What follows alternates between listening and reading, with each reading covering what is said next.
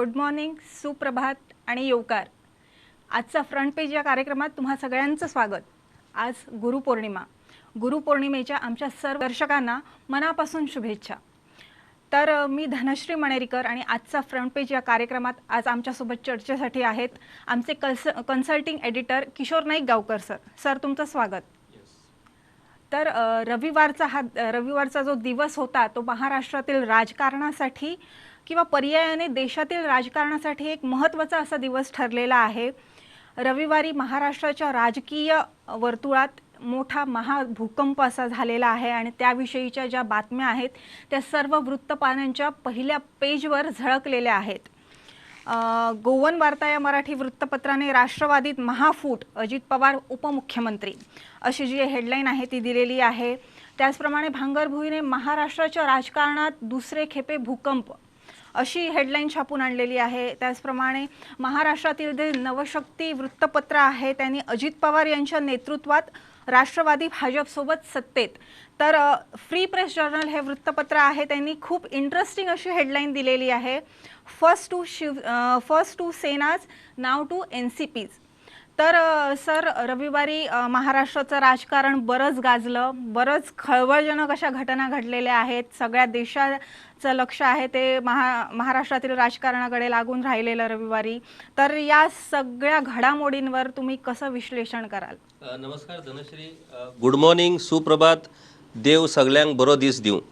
अर्थातच काल ज्या पद्धतीनं महाराष्ट्रात राजकीय भूकंप घडला त्यामुळे अर्थातच आज सगळ्याच वर्तमानपत्राच्या हेडलाईन्स या प्रामुख्याने महाराष्ट्रातल्या राजकारणावरती असणं स्वाभाविक आहे आणि हेडलाईन्स असणं अशा पद्धतीच्याच या घडामोडी काल एका दिवसात म्हणजे एकीकडे गोव्यात धो पाऊस पडत होता आणि मान्सून कुठेतरी आता महाराष्ट्रात दाखल झाला आहे। महाराष्ट्राच्या अनेक भागात सिंधुदुर्ग जिल्ह्यातही मोठ्या प्रमाणात पाऊस पडला आणि महाराष्ट्राच्या वेगवेगळ्या भागात आता मान्सून दाखल होत असताना हा अचानक राजकीय जो भूकंप काल महाराष्ट्रात घडला त्यानं संपूर्ण देशाचंच लक्ष वेधून घेतलं। एका दिवसात सकाळपासून ज्या घडामोडी सुरू झाल्या त्याच्यात राष्ट्रवादीचे नेते अजित पवार यांनी उपमुख्यमंत्रीपदाची शपथही घेतली आणि त्यांच्याबरोबर राष्ट्रवादीच्या 9 आमदारांनीही शपथ घेतली। म्हणजे पुढच्या शुक्रवारी कुठेतरी महाराष्ट्रातल्या शिंदे भाजप सरकारातल्या मंत्रिमंडळ विस्ताराची योजना होती। हा विस्तार शुक्रवारी आहे, परंतु काल हा नव्यानेच विस्तार या कालच्या घडामोडीच्या निमित्तानं हा विस्तार झाला। खरं म्हणजे आज सगळ्याच वर्तमानपत्रांनी खूप इंटरेस्टिंग आणि सविस्तर अशा पद्धतीची बातमी दिलेली आहे। गोवन वार्तानं राष्ट्रवादीत महाफूट, अजित पवार उपमुख्यमंत्री असं हेडलाईन दिलेलं आहे। भुजबळ, मुश्रीफ, मुंडे, तटकरे मंत्रिपदी शपथबद्ध, 53 पैकी 40 आमदार सोबत असल्याचा दावा। म्हणजे 53 आमदार महाराष्ट्रात एनसीपीचे आहेत विधानसभेत, त्याच्यापैकी 40 आमदार म्हणजे 2/3 मेजॉरिटी न हे आमदार अजित पवारांसोबत या सरकारात सहभागी झालेले आहेत। एक इंटरेस्टिंग गोष्ट धनश्री, म्हणजे तू मगाशी उल्लेख केला की फ्री प्रेस जर्नल FPJनं जी हेडलाईन्स आणली आहे ती खूपच इंटरेस्टिंग आहे। First two Senas now two NCPs. म्हणजे यापूर्वी शिवसेनेमध्ये फूट पडली आणि शिवसेनेचे 2 भाग झाले, 2 शिवसेना, एक बाळासाहेब ठाकरे शिवसेना आणि दुसरी उद्धव ठाकरे शिवसेना, असे 2 शिवसेनेचे 2 तुकडे पाडण्यात भाजपला यश आलं आणि आता एनसीपीचे 2 तुकडे पडलेले आहेत। म्हणजे एकीकडे शरद पवार आणि दुसरीकडे त्यांचे पुतणे अजित पवार। आता शरद पवार हे एनसीपीचे सर्वेसर्वा हे आपल्याला सगळ्यांनाच माहीत आहे। त्या शरद पवारांकडून त्यांचा एनसीपी पक्ष खेचून घेण्याचं कारस्थान या निमित्तानं या कालच्या राजकारणात घडलेलं आहे। अर्थात हे कारस्थान एनसीपीचे कार्यकर्ते कितपत खपवून घेणार आहेत ते देखील महत्त्वाचं आहे, कारण काल जी प्रेस कॉन्फरन्स झाली शरद पवारांची त्या प्रेस कॉन्फरन्समध्ये त्यांनी स्पष्टपणे म्हटलेलं आहे की आपण 2-3 दिवसात आपली अधिकृत भूमिका मांडणार आहे, कारण आपण त्या आमदारांकडे संपर्क साधला। त्या आमदारांनी आपल्याला सांगितलं आहे की आमची भूमिका अजून तशीच आहे, आमच्या भूमिकेत कसलाही बदल झालेला नाही। मग तुम्ही त्या बाजूनं कसं गेलात, तर आम्हाला त्या बाजूनं जाणं भाग पडलं, आम्हाला आमच्याकडनं सह्या घेण्यात आल्यात। आता 2-3 दिवसात आपण स्पष्ट अधिकृत भूमिका मांडणार असं जेव्हा शरद पवार यांनी म्हटलेलं आहे, त्यामुळे आपल्याला 2 दिवस वाट पाहावी लागणार आहे की नेमकं राष्ट्रवादीमध्ये काय घडतं। आता FPJने जी आज बातमी आणलेली आहे हेडलाईन्स त्याच्यामध्ये अनेक डिटेल त्यांनी माहिती दिलेली आहे। एक म्हणजे धनश्री, गेल्याच आठवड्यात पंतप्रधान नरेंद्र मोदी यांनी सडकून टीका केली होती राष्ट्रवादीवरती की राष्ट्रवादी हा पक्ष अखंड भ्रष्टाचारात बुडालेला आहे. 70,000 कोटीचा भ्रष्टाचार या पक्षानं केलेला आहे आणि प्रामुख्याने अजित पवार यांच्यावर त्यांचा रोख होता, कारण अजित पवार हे सिंचन घोटाळ्यामध्ये आहेत, सिंचन घोटाळ्याचे आरोप त्यांच्यावरती आहेत. त्यामुळे साहजिकच त्या अनुषंगाने हा आरोप पंतप्रधानांनी केला होता. आता मागच्याच आठवड्यात जेव्हा पंतप्रधान अशा पद्धतीचा आरोप करतात आणि आज भाजपसोबत अजित पवारासह पूर्ण 53 पैकी 40 आमदार या सरकारात सामील होतात, हा नेमका प्रकार काय? आणि नेमकं बोट शरद पवार यांनी या गोष्टीवरती ठेवलंय आणि त्यांनी पंतप्रधानांचे आभार मानलेत की तुम्ही ज्या अर्थी या सगळ्या लोकांना सहभागी करून घेतलं सरकारात, त्या अर्थी तुम्ही स्वतः त्यांना आरोपमुक्त केलेले आहेत, त्यामुळे तुमचे खूप खूप आभार. अशा पद्धतीचा एक मोठा राजकीय टोला शरद पवारांनी त्या पत्रकार परिषदेमध्ये हाणला. दुसरी आणखी इंटरेस्टिंग गोष्ट धनश्री, ती म्हणजे काल ज्या 9 आमदारांनी शपथ घेतली अजित पवारांसोबत, त्या 9 पैकी 3 आमदारावरती ईडीची चौकशी सुरू आहे. म्हणजे आज आता उघड असं झालंय की जे आमदार, जे राजकीय नेते वेगवेगळ्या प्रकरणामध्ये गुंतलेले आहेत किंवा वेगवेगळ्या प्रकरणी त्यांच्यावरती भ्रष्टाचाराचे आरोप आहेत, त्यांच्यावरती वेगवेगळ्या केंद्रीय संस्थामार्फत चौकशी सुरू आहे, अशा लोकांना उघडपणे भाजप आपल्याकडे घेत सुटला आहे. आता हा नेमका प्रकार काय, असा प्रश्न जनतेला पडणं निश्चितच आहे. कारण एकीकडे तुम्ही भ्रष्टाचार मुक्त म्हणता, एकीकडे सुशासन म्हणता, मग अशा पद्धतीने भ्रष्टाचाराचे आरोप असलेल्या नेत्यांना तुम्ही कशा पद्धतीनं सामावून घेता, असा प्रश्न हा जनता विचारू लागले आहे. दुसरी गोष्ट, एक इंटरेस्टिंग त्या ठिकाणी स्पेशल ॲनालिसिस स्मृती कोप्पीकर यांनी FPJ वरती दिलेलं आहे की Fadnavis sweet revenge or not, time will tell. आता फडणवीसांनी हा बदला घेतलाय की काय, अशा पद्धतीने त्यांनी इंटरेस्टिंग तो ॲनालिसिस केलेला आहे की ज्या पद्धतीनं मागच्या वेळेला जेव्हा शिवसेनेमध्ये फूट पडली आणि ज्या पद्धतीनं दोनदा शपथविधी पार पडले, फडणवीसांची मुख्यमंत्रीपदी शपथविधी पार पडला, परंतु अखेर त्यांना ते मुख्यमंत्रीपद सोडून द्यावं लागलं आणि एकनाथ शिंदेकडे ते मुख्यमंत्रीपद गेलं. त्यामुळे हा वेगळ्या पद्धतीनं फडणवीस यांनी बदला घेतला की काय, कारण त्याच्यात शरद पवार यांनी चाणक्याची भूमिका बजावली होती. जे राजकारण होतं ते राजकारण त्यांनी उलथवून टाकलं आणि सगळे डावपेच हे भाजपचे त्यांनी फोल ठरवले. अखेर शेवटी एकनाथ शिंदे यांना मुख्यमंत्री करावं लागलं. आत्ता अशी परिस्थिती निर्माण झालेली आहे की 40 आमदार जेव्हा NCPचे सरकारात सामील झालेले आहेत, त्यामुळे एकनाथ शिंदेचं भवितव्य काय? कारण आजच्या घडीला भाजपला एकनाथ शिंदे गटाची गरज आहे आणि नको.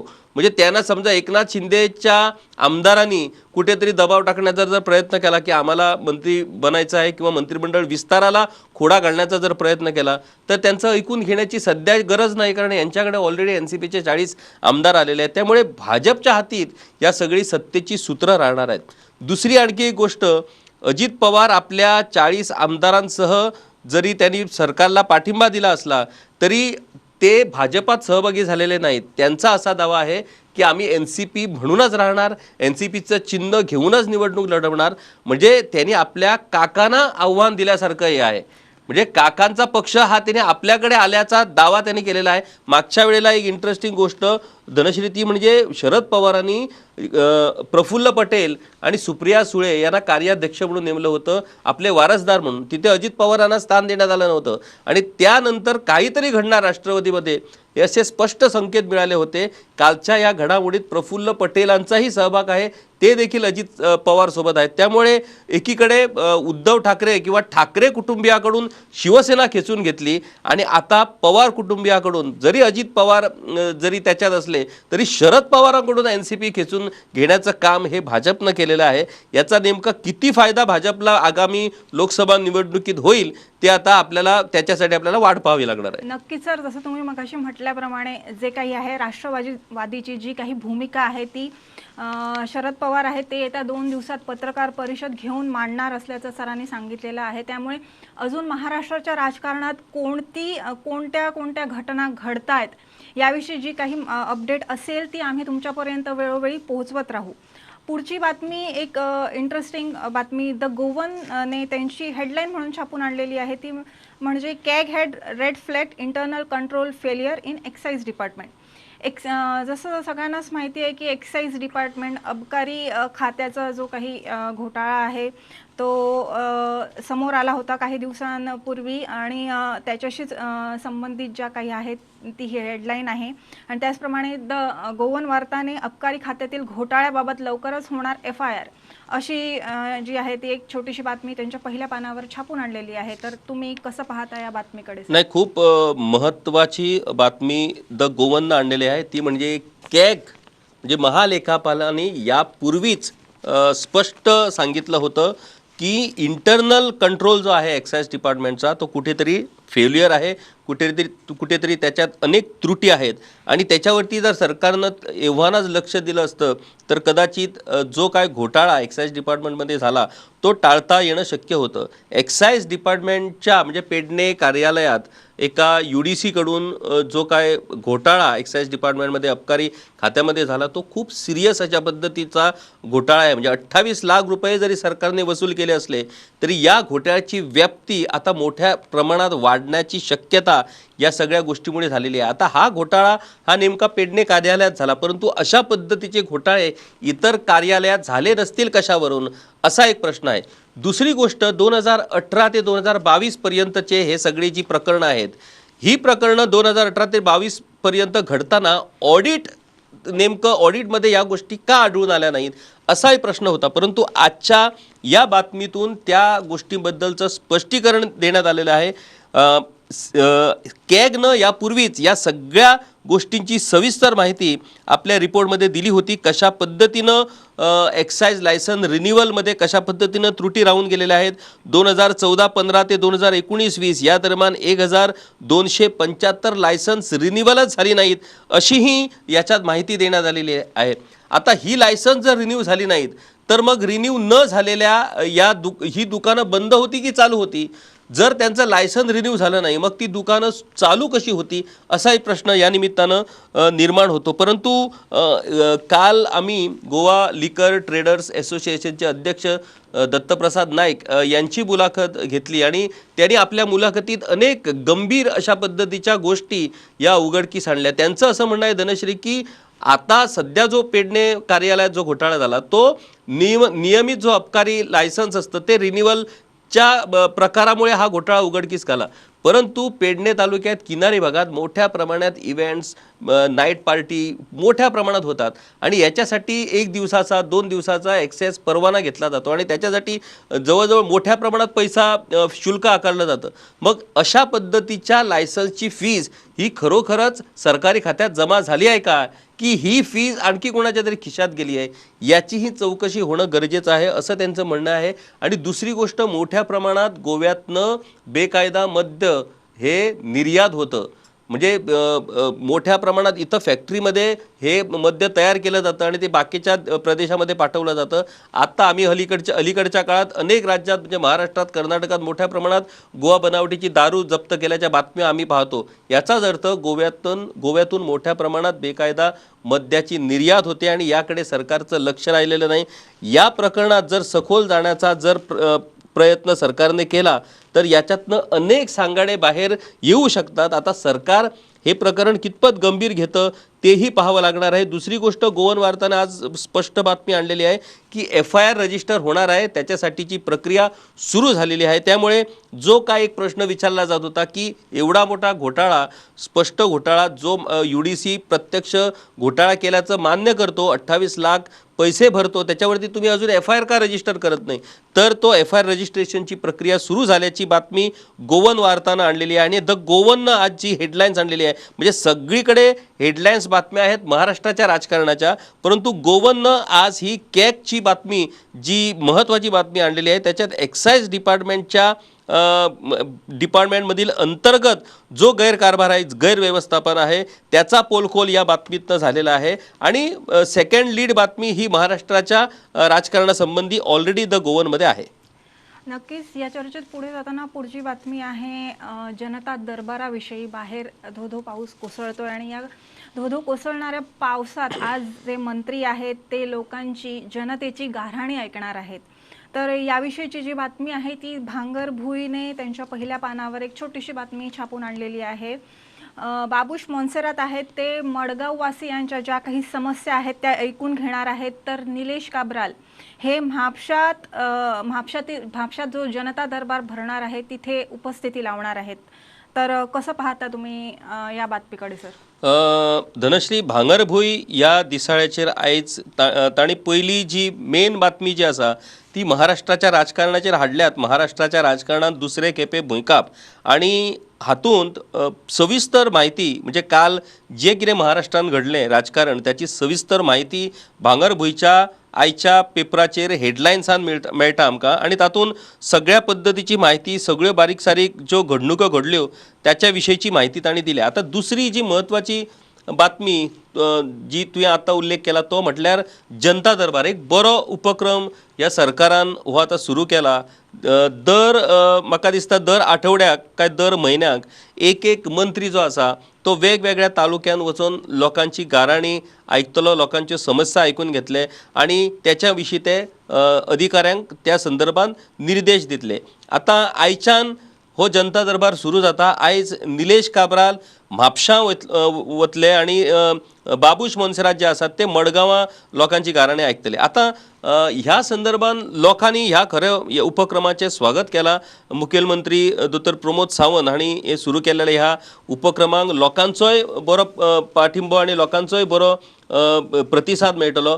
पूण लोकांचें अशें म्हणणें आसा की फाटल्या फावटी जनता तुमच्या दारी म्हणून जे सरकारान राबयल्लें किंवा प्रशासन तुमच्या दारी आणि त्या वेळार जे जे मंत्री ज्या ज्या तालुक्यान गेल्ले लोकांचें म्हणणें आसलें की तेच मंत्री जर आयल्ले त्या तालुक्यान जाल्यार आमी पयले फावटी जे जेंच्या कडेन जे समस्या आणि जे प्रश्न मांडलेले तेंचें कितें जालें असो प्रश्न आमकां करपाक मेळटलो आसलो. आतां ते मंत्री बदलले. म्हणजे फाटल्या फावटी निलेश काब्राल म्हाका दिसता मडगांव गेल्ले, काणकोणा गेल्ले.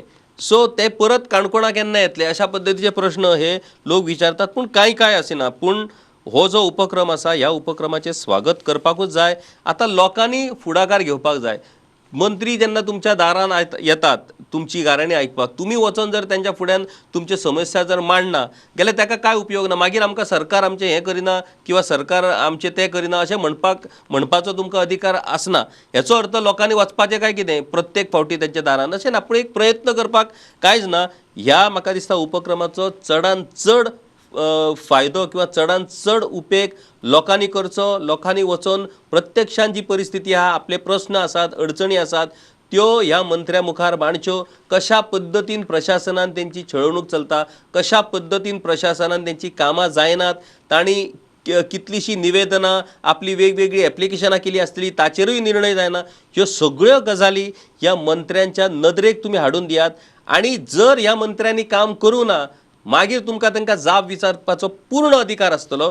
त्या खातीर ह्या जनता दरबार उपक्रमाचो चडान चड लोकांनी फायदो घेवचो. चडान चड लोकांनी ह्या मंत्र्यांक जाप विचारची आणि त्यांच्या मुखार आपले प्रश्न मांडचे अशें आवाहन आमी ह्या आयच्या कार्यावळीच्या निमतान तुमकां करता. आणि ही बातमी सविस्तर बातमी आयज भांगरभूंयन हाडल्या. पुढची बातमी आहे द गोवनवर. NGO for mid day meals to be finalised this week and Akshaya Patra top contender among 5 bidders.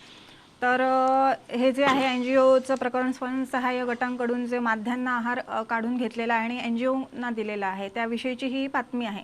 थोडक्यात काय सांगाल तुम्ही याविषयी? नाही, एक म्हणजे पूर्वीच शक्यता होती की सरकारचं लक्ष किंवा सरकार माध्यान्ह आहाराचं जे कंत्राट आहे ते अक्षय पात्रा या संस्थेला देण्याच्याच मानसिकतेत आहे आणि तशाच पद्धतीनं शेवटी अक्षय पात्राची निवड झाली म्हणूनही बातम्या होत्या. परंतु आज द गोवननं म्हटलंय की अद्याप ती निवड झालेली नाही, ती फायनल या आठवड्यात ती फायनल होणार आहे. परंतु प्रमुख दावेदार जो आहे याच्यात 5 बिडर होते आणि त्याच्यात अक्षय पात्राची निवड होणार आहे अशा पद्धतीची ही बातमी आहे.